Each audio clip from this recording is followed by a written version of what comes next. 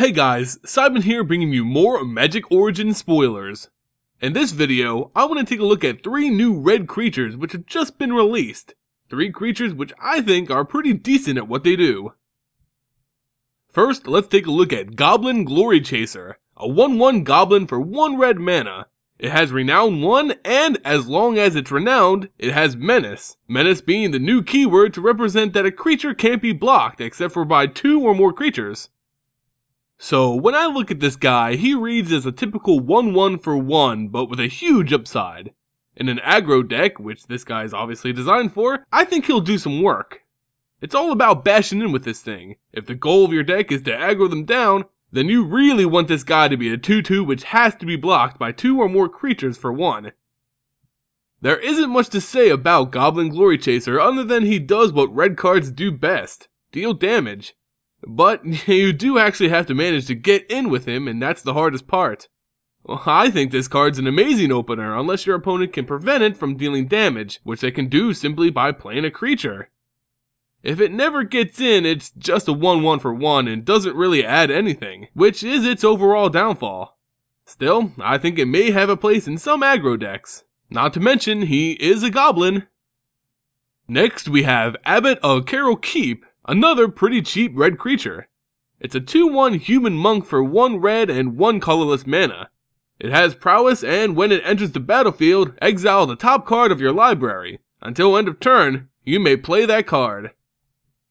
Okay, so this guy was designed to go into a red, burny spell deck. It has prowess, so playing spells with this guy out only adds to its benefits. But what's really decent about this card is its ability. A card which allows you to look at the top card of your library and play it that turn is actually really nice. Of course, you do need to have the mana to pay for it. Now, this guy can actually be really aggressive as well. If you play it in a deck with a lot of cheap things in it, you can play it early and confidently assume that you'll be able to pay for the next card in your library. Unlike other overly early aggressive cards out there, Abbot of the Keral Keep continues to hold some worth as the game goes on. Even if it doesn't do anything while it's on the board, it at least allows you to basically draw a card and play it that turn, possibly instantly impacting the board. Of course, there is an element of risk involved with this card, such as playing it and losing a good card you just couldn't pay for. But hey, the game can be fun with a little element of risk.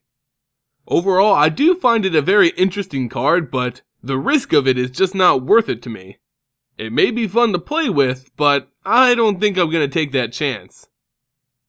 And finally, rounding out our red reveals for the day, we have ScabClan Berserker. This is a 2/2 human for 1 colorless and double red mana. It has haste, renown 1, and when an opponent plays a non-creature spell, if ScabClan Berserker is renowned, it deals 2 damage to that player. I'm a pretty big supporter for the renown ability, and I continue to herald this mechanic in its use of this card. Now, many of you renown haters out there always complain about this mechanic's dependency on getting in for damage when there's so much that can stop it. Well, this creature has at least some problems fixed. It's all about that haste, baby. Having haste means you can play this card and bash in when the board's in a state which will allow it, leaving your opponent only instant spells to deal with it. This extra level of security means that ScabClan Berserker is more likely to become renowned than most other cards. So okay, it's most likely a 3/3 for 3, so what? Well, it's also a great counter for spell-heavy decks.